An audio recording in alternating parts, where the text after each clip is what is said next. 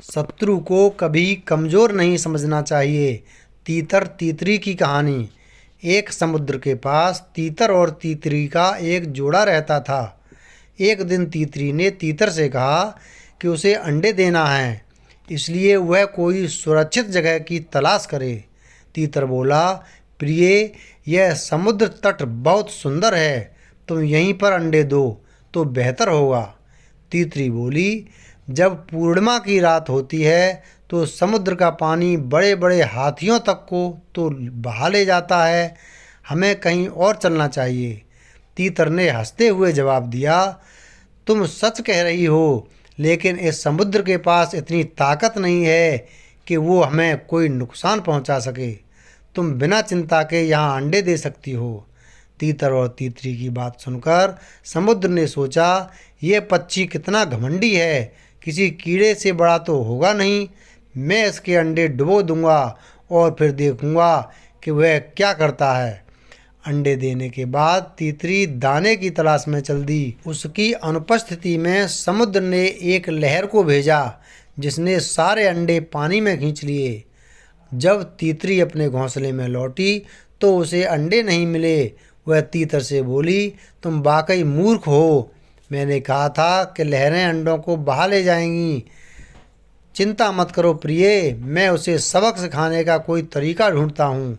मैं समुद्र का सारा पानी सोख लूँगा और उसे सुखा दूँगा। तीतरी बोली, लेकिन तुम समुद्र का इतना सारा पानी कैसे सुखा पाओगे?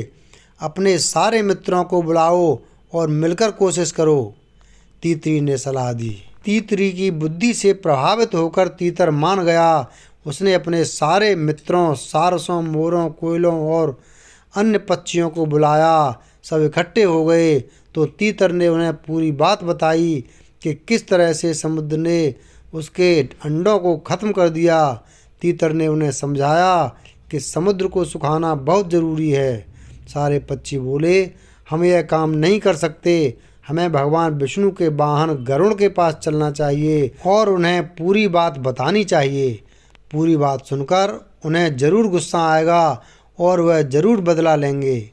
सारे पक्षी गरुड़ के पास गए और उनसे कहने लगे, हे देव, हमें आपकी सहायता चाहिए। समुद्र ने तीतर तीतरी के अंडे नष्ट कर दिए हैं। गरुड़ उनकी दुख भरी कहानी सुनकर काफ़ी द्रवित हुए और भगवान विष्णु के पास गए और उन्हें पूरी बात बताई।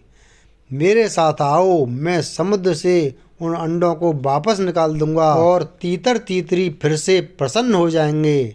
भगवान विष्णु बोले। इसके बाद भगवान विष्णु ने अपनी बिजली निकाली और समुद्र की ओर निशाना साधकर उसे चेतावनी देने लगे, तीतर तीतरी के अंडे वापस कर दो, अन्यथा मैं तुम्हें रेगिस्तान बना दूंगा। भयभीत समुद्र ने तीतरों के अंडे वापस कर दिए। तीतर ने वे अंडे तीतरी को सौंप दिए। अपने शत्रु की शक्ति को जाने बगैर उसे चुनौती देने वाला अंत में नुकसान उठाता है।